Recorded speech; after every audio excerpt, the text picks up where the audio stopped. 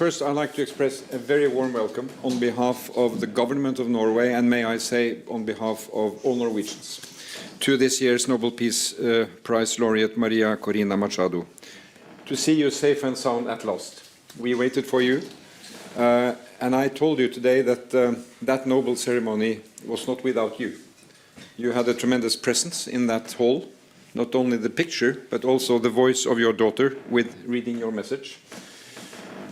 And the dinner at the hotel yesterday, where we all kind of were counting down to see you arriving in Oslo, was an emotional moment. And I think it brought your message, your story, and your struggle for democracy very close to the Norwegian public. And that was a strong moment, but all the better to see you here, standing today. You are heartily welcome. The Nobel Committee makes its choice on every year's prize, based on interpreting the will of Alfred Nobel. And I think this year's prize has a special significance by the very strong emphasis of the link between a democracy that works as a democracy and the way to freedom and peace. Not only between nations, but in nation. So in Venezuela, we have a situation where authoritarian regime is waging war on its people with millions of refugees and injustice. And there cannot be peace until democracy and elections are respected. So that is the message that we are receiving of great importance for Venezuela, but also a message that has universal bearing. And this is all about fighting for fundamental human rights at a time when democracy is under threat. There are so many countries where this is relevant today. Unfortunately, there are fewer democracies, more authoritarian regimes. That is the trend. So I would like simply to salute you, Madam Laureate, for your struggle. It has cost you a lot. It costs you and your family and your people a lot. And I think what we heard from your daughter yesterday and from your family and the people who came here, thinking about those who are today in jail, those who suffered, those who have aspirations for democracy, that is a strong message of these Nobel laureate days in Oslo. But Maria, please, you have the floor. Thank you very much, Prime Minister, and thank you all. And I want to speak to the Norwegian people, to European people, to the Venezuelan people. I would say to all citizens of the world in this hour, and assure you that I am very hopeful Venezuela will be free, and we will turn a country into a beacon of hope, an opportunity of democracy, and we will welcome not only the Venezuelans that have been forced to flee, but citizens from all over the world that will find a refuge, as Venezuela used to be decades ago.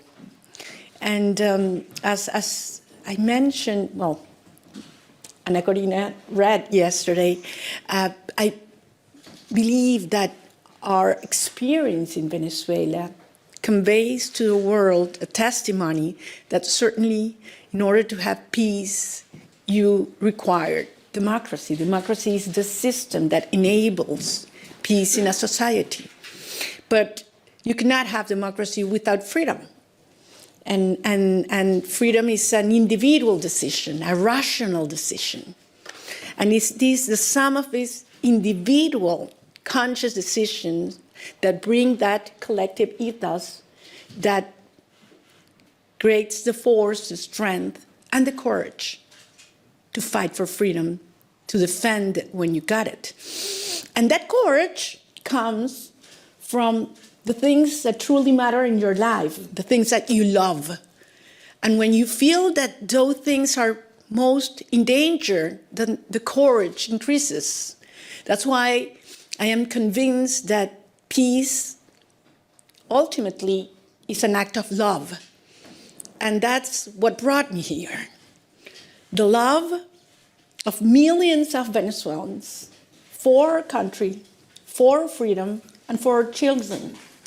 And I believe there's no other generation in the history of Venezuela that loves more freedom, our family, and our soul, our territory, the possibility of actually being in your homeland, in moving freely in your homeland, because we have lost that. And as I mentioned to you, the force that brought this country, our nation together, was this longing that we want our children back home. And we will not stop until they do that. And we give them a country in which they can live with dignity, with justice, and the responsibility that comes with freedom. So we have great admiration for Norway's institutions and democracy. We shared benefits that nature has given us, and we admire the way this society has used them on behalf of your people. Quite the contrary of what has happened in Venezuela. So we have to learn, and we have used Norway as an example several times during these decades. And believe me, we will turn Venezuela into that energy, technological, and democracy hub of the Americas. And we count on you. And I long for that day, and we will host all of you in a bright, democratic, and free country. And it's going to be soon. So thank you very much, and very honored and grateful to the Nobel Committee for this recognition to the Venezuelan people, to a great movement. I'm just one of that millions of people that form it.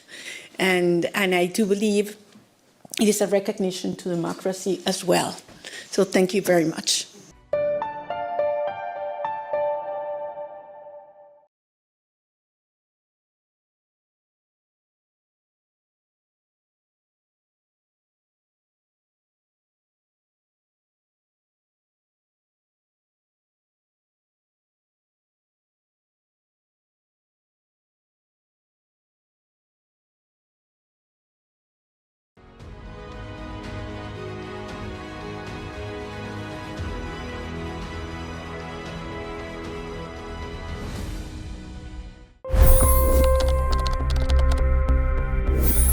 $25 crore गरीब गरीबी को परास्त करके बाहर निकले।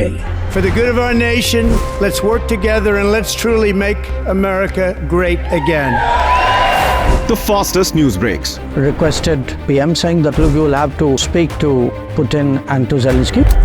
The biggest newsmakers. The relationship with India is probably the most important bilateral relationship the U.S. will have for the rest of this century.